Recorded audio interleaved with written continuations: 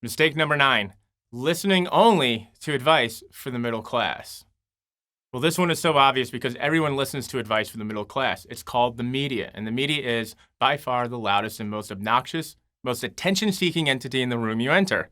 We don't even realize how influenced we are by the media. It's everywhere. The media is selling advertising to the middle class. By nature, they create stories, paradigms, and narratives about how the middle class thinks, feels, and interacts. Have you ever noticed that it's all primarily negative?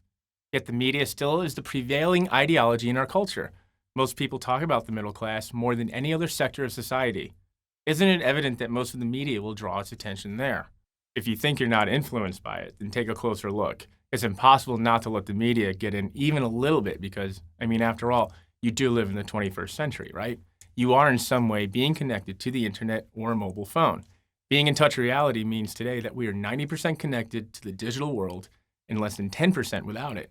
We're going to be impacted somehow, somewhere, even if it's on a subconscious level. Don't think that you're above the media's influence just because you have $100 million plus net worth. The media's influence over the middle class is bound to seep in when you least expect it. Somebody said something somewhere and somehow it's stuck into one of your belief patterns. Unless you know somebody who can prove it or show you differently, it's going to stay stuck in there. Why is this such a horrible mistake? The middle class is doing what they can to survive. They don't have the power, control, or the ability to build a legacy. So these are the worst people for you for whom you need to be taking advice from.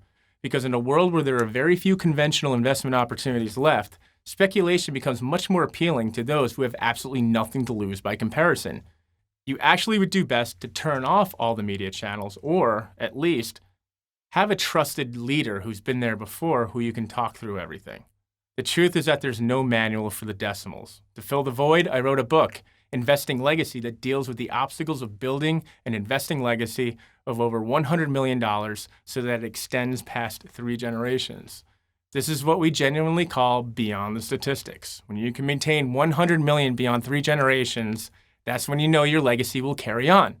Anyone with an actual net worth of at least 100 million can't afford to make the same moves their middle-class brothers and sisters do.